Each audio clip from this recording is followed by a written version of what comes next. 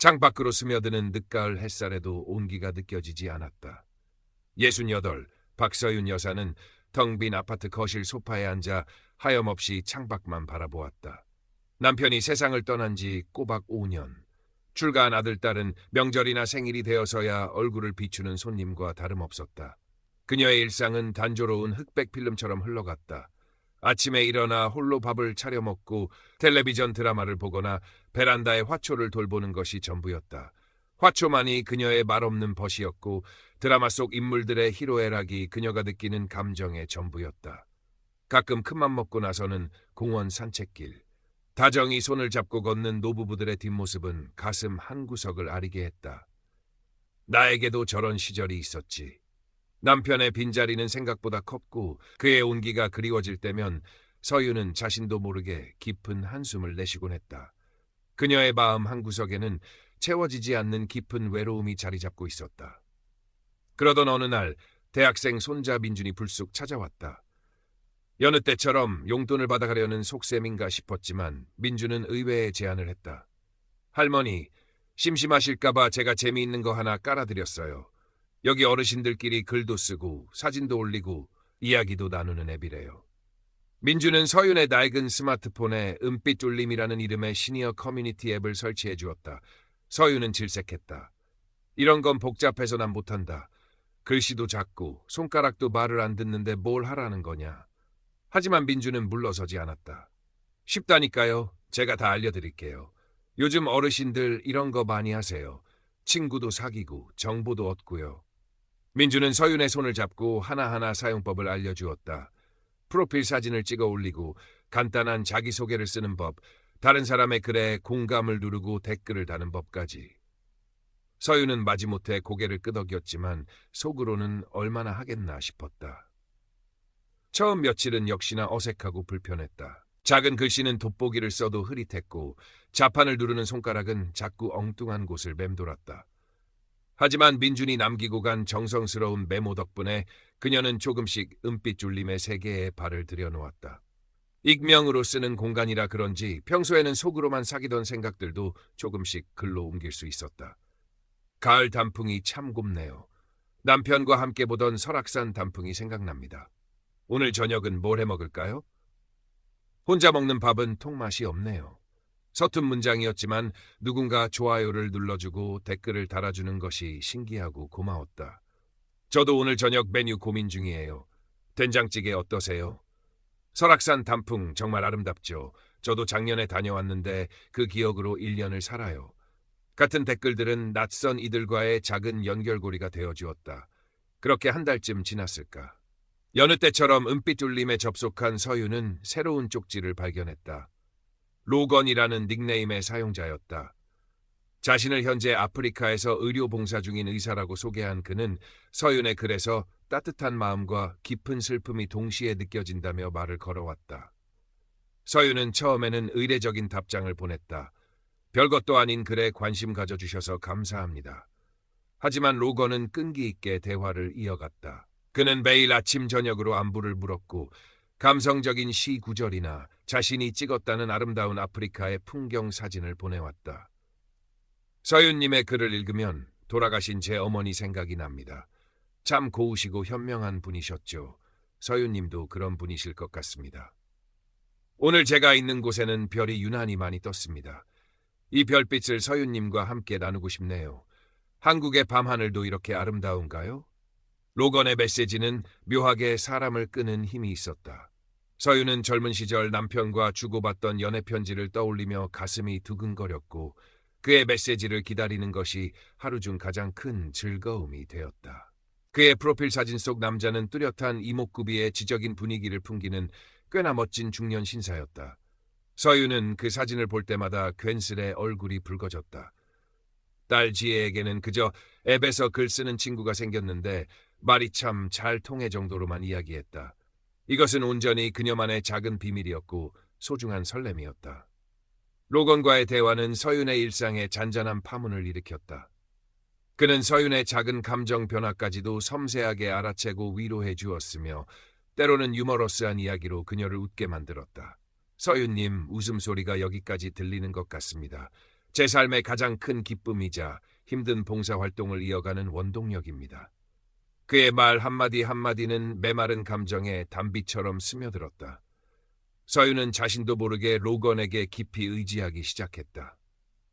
그의 메시지가 조금이라도 늦으면 초조해졌고 그의 칭찬 한마디에 세상을 다 얻은 듯 기뻐했다. 어느덧 서윤의 생일이 다가왔다.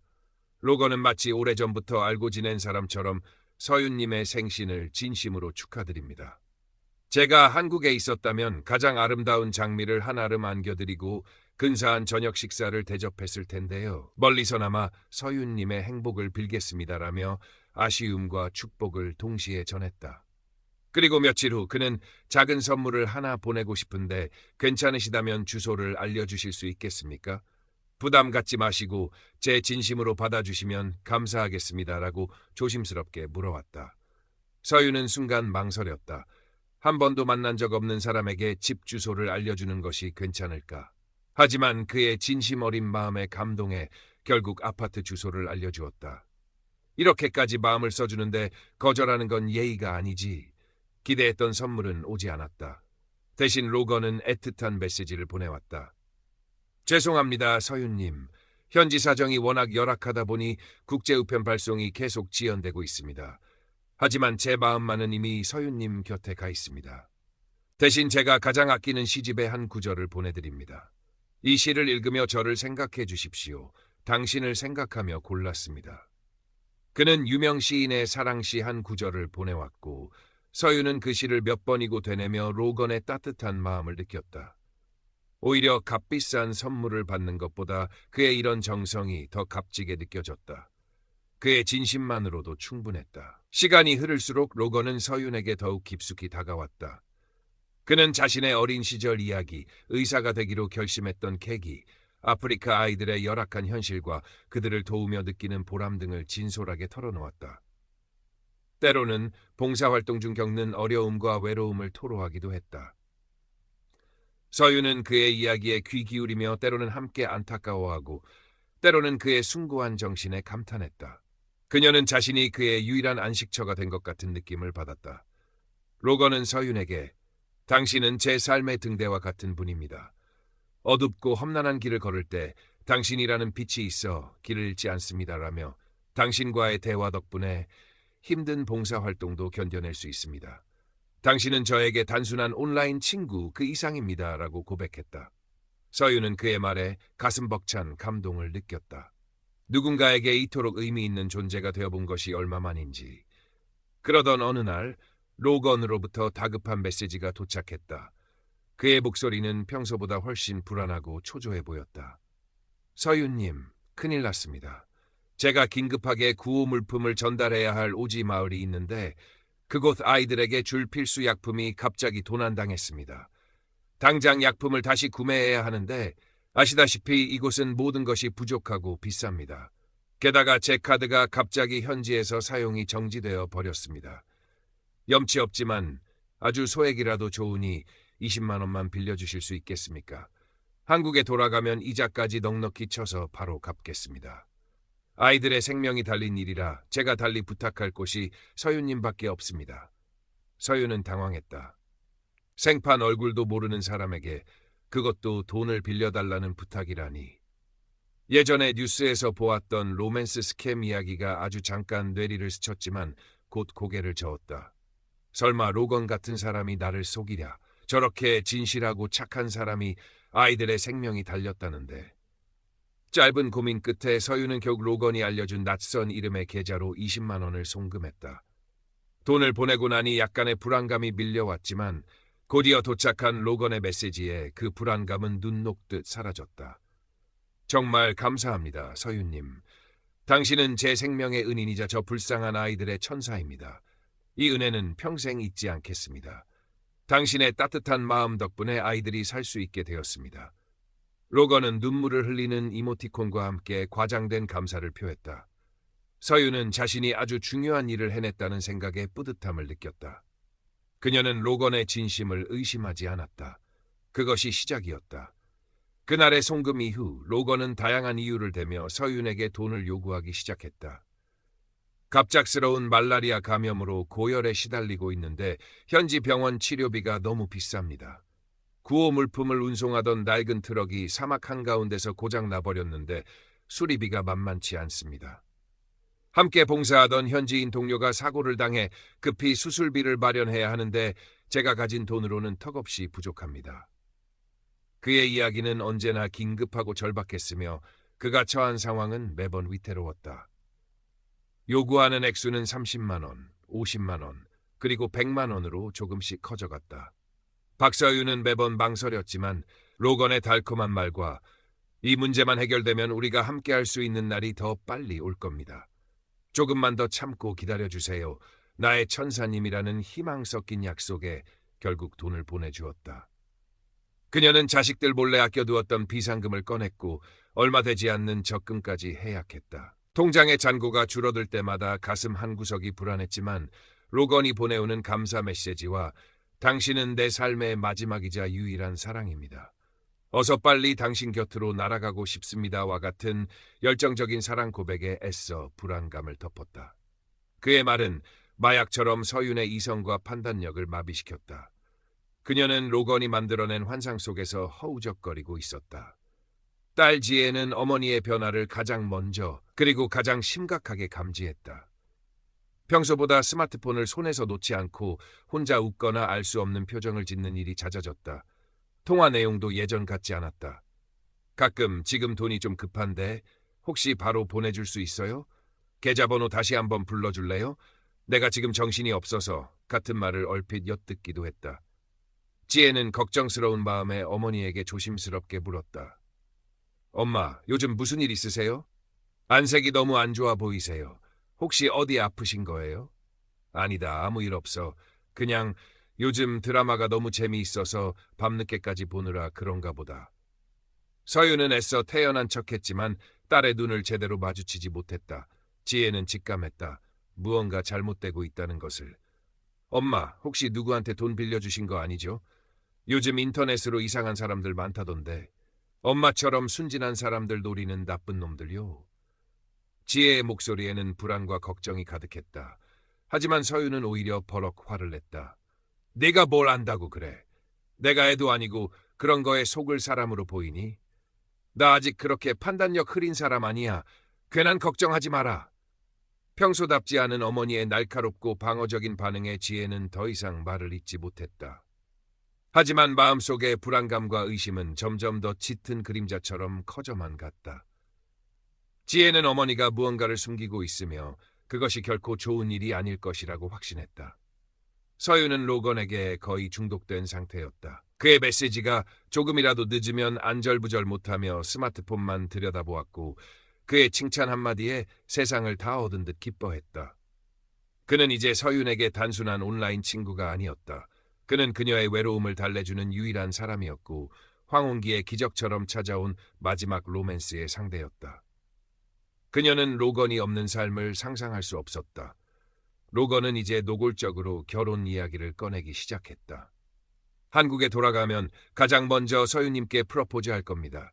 우리 함께 조용한 시골에 아담한 집을 짓고 예쁜 꽃밭을 가꾸며 살아요. 아침에는 함께 산책하고 저녁에는 벽난로 앞에서 와인을 마시며 도란도란 이야기를 나누는 겁니다. 상상만 해도 행복하지 않습니까? 나의 사랑? 그는 서윤이 마음속 깊이 꿈꿔왔던 하지만 감히 입 밖에 내지 못했던 노후의 모습을 정확히 짚어냈고 서윤은 그의 말에 완전히 매료되었다. 그와의 행복한 미래를 상상하며 서윤은 마지막 남은 얼마 안 되는 예금까지 그에게 송금했다. 이제 그녀의 통장 잔고는 거의 바닥을 드러내고 있었다. 괜찮아, 로건이 돌아오면 모든 것이 해결될 거야. 우리는 함께 부유하고 행복하게 살 수 있어. 그녀는 맹목적인 믿음에 사로잡혀 있었다. 그러던 어느 날 로건으로부터 청천벽력과 같은 소식이 전해졌다. 그의 목소리는 그 어느 때보다 절박했고 공포에 질려 있었다. 서윤님, 정말 큰일이 났습니다. 제가 이곳 현지에서 활동하는 무장 반군에게 억류되었습니다. 그들이 저를 간첩으로 오인하고 있습니다. 그들이 저를 풀어주는 조건으로 상상도 못할 거액의 몸값을 요구하고 있습니다. 이 돈을 기한 내에 마련하지 못하면 저는 여기서 살아나가지 못할 겁니다. 제발, 제발 저를 살려주십시오. 당신만이 저를 구할 수 있습니다. 나의 유일한 희망이시여. 그는 울먹이는 목소리로 겨우 말을 이었고 중간중간 거친 숨소리와 함께 누군가에게 위협당하는 듯한 소리까지 녹음된 음성 메시지를 보내왔다. 그가 요구하는 몸값은 자그마치 5천만 원이었다. 박서윤은 눈앞이 캄캄해졌다. 5천만 원이라니. 평생 동안 그녀가 만져보기도 힘든 엄청난 액수였다. 심장이 미친 듯이 뛰기 시작했고 온몸의 피가 싸늘하게 식는 것 같았다.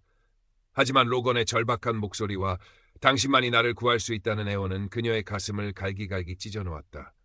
내가 그를 외면하면 그는 정말 죽을지도 몰라. 그를 살릴 수 있는 사람은 이 세상에 나밖에 없어. 내가 그의 마지막 희망이야. 그녀는 이성을 완전히 잃었다. 오직 로건을 구해야 한다는 생각만이 그녀의 머릿속을 지배했다.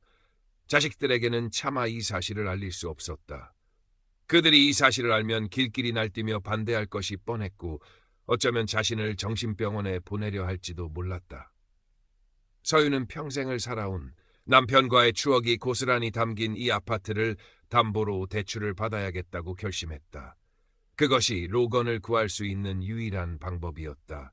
남편과 함께 땀 흘려 일군 소중한 보금자리였지만 사랑하는 로건의 생명보다 중요할 수는 없었다. 이 돈만 보내면 그는 안전하게 돌아올 수 있을 거야. 그리고 우리는 함께 영원히 행복하게 살 수 있어. 그녀는 스스로를 그렇게 세뇌하며 로건이 알려준 또 다른 낯선 이름의 해외 계좌번호를 떨리는 손으로 메모했다. 지혜는 어머니의 상태가 단순히 이상한 것을 넘어 매우 위험한 지경에 이르렀음을 직감했다. 며칠 밤낮으로 잠도 제대로 못 자고 넋이 나간 사람처럼 창밖만 바라보거나 스마트폰만 붙들고 있는 어머니가 금방이라도 쓰러질 것처럼 위태로워 보였다. 결국 지혜는 대학생 아들 민준에게 모든 상황을 털어놓고 도움을 청했다. 민준아, 아무래도 할머니가 심각한 온라인 사기를 당하고 계신 것 같다. 엄마 혼자서는 도저히 어떻게 해야 할지 모르겠어. 네가 좀 도와줘야겠다. 민준은 할머니가 은빛 둘림 앱을 사용한다는 것을 알고 있었지만 이렇게까지 심각한 상황일 줄은 꿈에도 몰랐다. 하지만 어머니의 절박한 얼굴을 보고 그리고 자신이 할머니에게 그 앱을 처음 알려주었다는 죄책감에 어떻게든 이 문제를 해결해야겠다고 다짐했다. 그는 지혜 몰래 할머니의 스마트폰을 다시 한번 면밀히 살펴보았다. 그리고 로건이라는 사람과의 채팅 기록과 그동안의 수많은 송금 내역, 그리고 최근 할머니가 주택담보대출 조건 같은 것을 검색한 기록까지 발견하고는 경악을 금치 못했다.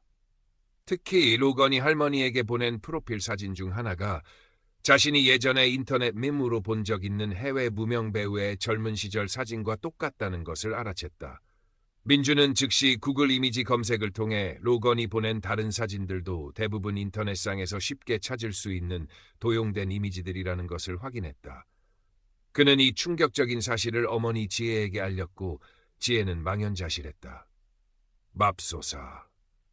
엄마가 평생 모은 돈을 저런 사기꾼에게 다 갖다 바치고 계셨던 거야. 그것도 모자라 이제 집까지 넘기려고 하시다니. 지혜는 눈물을 흘리며 주저앉았다. 로건이 박서윤에게 요구한 몸값 송금 마감일은 시시각각 다가오고 있었다. 그는 계속해서 박서윤에게 메시지를 보내 압박했다. 시간이 없습니다, 서윤님. 제발 서둘러 주십시오.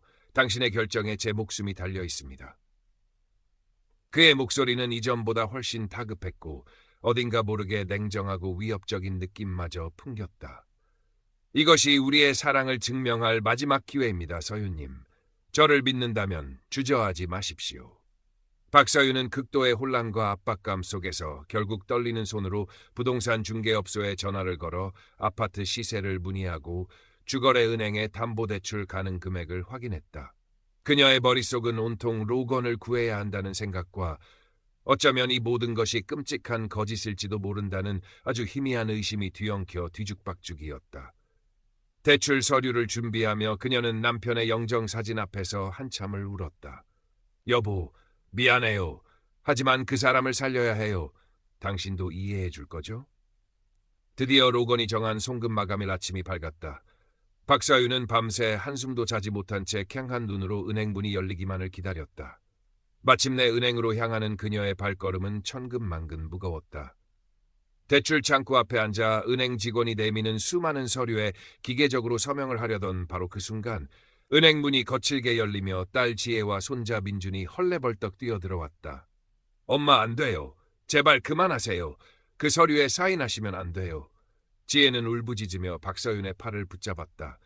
박서윤은 깜짝 놀라 딸과 손자를 번갈아 쳐다보았다. 민주는 떨리는 목소리로 하지만 단호하게 할머니에게 외쳤다. 할머니, 그 사람 사기꾼이에요. 이 사진들 전부 가짜라고요. 할머니가 돈 보낸 그 계좌 이미 로맨스 스캠으로 경찰에 여러 건 신고된 대포 통장이래요. 민주는 미리 준비해온 경찰청 사이버범죄신고센터 홈페이지에서 찾아낸 로건의 계좌 관련 경고 화면과 로건이 다른 나이든 여성들에게 똑같은 수법으로 접근하며 보낸 메시지들, 민준이 비슷한 피해자들이 모인 온라인 익명 커뮤니티에서 밤새도록 어렵게 찾아낸 결정적인 증거를 할머니 눈앞에 들이밀었다. 박서윤의 눈앞이 하얘졌다. 지혜의 절규, 민준이가 내민 스마트폰 화면 속에 믿을 수 없는 증거들, 로건의 달콤했던 속삭임, 그와 함께 꿈꾸었던 장밋빛 미래, 그리고 자신이 어리석게 바쳐왔던 돈과 마음이 한순간에 산산조각나며 재처럼 흩어지는 것 같다. 심장이 터질 듯이 쿵쾅거렸고 숨이 제대로 쉬어지지 않았다. 손에 들고 있던 대출 관련 서류들이 힘없이 바닥으로 어지럽게 흩어졌다. 그녀의 텅 빈 눈에서 뜨거운 눈물이 하염없이 흘러내렸다. 세상이 송두리째 무너지는 듯한 절망감이었다. 은행 직원과 주변 사람들이 수군거리는 소리가 아득하게 멀게만 느껴졌다. 그날 이후 박서윤은 자신의 방 침대에 누워 꼼짝도 하지 않았다. 깊은 절망감과 참을 수 없는 자책감, 그리고 인간에 대한 지독한 배신감으로 온몸이 떨려왔다. 자신이 평생을 바보처럼 어리석게 살아온 것만 같았고 남편과 자식들 얼굴을 도저히 볼 낯이 없었다. 차라리 이대로 눈을 감고 다시는 깨어나지 않았으면 좋겠다는 극단적인 생각까지 그녀를 덮쳤다. 하지만 딸 지혜는 그런 어머니 곁을 그림자처럼 묵묵히 지켰다. 다니던 회사에 급히 병가를 내고 매일같이 찾아와 죽을 끓여 먹이고 말없이 어머니의 등을 토닥여 주었다. 손자 민준 역시 학교 수업이 끝나면 곧장 할머니 방을 찾아와 할머니 잘못 아니에요. 그놈들이 천하의 나쁜 놈들이에요. 할머니는 그냥 마음이 너무 여리시고 순수하셔서 그런 거예요. 제가 다 알아봤는데 할머니처럼 당한 분들이 정말 많대요. 라며 진심으로 위로하고 인터넷에서 찾은 로맨스 스캠 관련 기사나 예방 교육 자료들을 보여주기도 했다. 처음에는 아무런 반응도 보이지 않고 허공만 응시하던 박서윤이었지만 가족들의 끊임없는 사랑과 따뜻한 보살핌 속에서 아주 조금씩 아주 느리게 현실을 받아들이기 시작했다. 어느 날 저녁 지혜가 가져다준 미음을 힘겹게 몇 술 뜨던 박서윤이 처음으로 입을 열었다. 아주 작은 갈라진 목소리였지만 또렷했다. 지혜야, 민준아, 내가 정말 바보 같았지. 너희들한테 너무 미안하다. 그녀의 눈가에 다시 뜨거운 눈물이 고였다. 하지만 그 눈물은 이전의 절망적인 눈물과는 조금 다른 깊은 슬픔과 뼈아픈 회한, 그리고 작은 미안함이 뒤섞인 눈물이었다. 지혜는 말없이 어머니의 주름지고 거칠어진 손을 꼭 잡아주었다. 민준도 할머니의 어깨를 가만히 감쌌다. 그 어떤 값비싼 약이나 위로의 말보다 더 따뜻한 온기가 박서윤의 가슴 속으로 스며드는 것 같다. 시간이 약이라는 말처럼 박서윤의 깊은 상처는 더디지만 아주 조금씩 아물어갔다. 어느 날 아침 그녀는 자리에서 일어나 스스로 스마트폰에서 은빛 울림 앱을 삭제했다. 그리고 수십 년 동안 먼지만 쌓여있던 낡은 앨범을 꺼내 먼저 세상을 떠난 남편과의 젊은 시절 추억이 담긴 사진들을 한참 동안 들여다보았다. 사진 속의 자신은 참 밝고 씩씩했었다.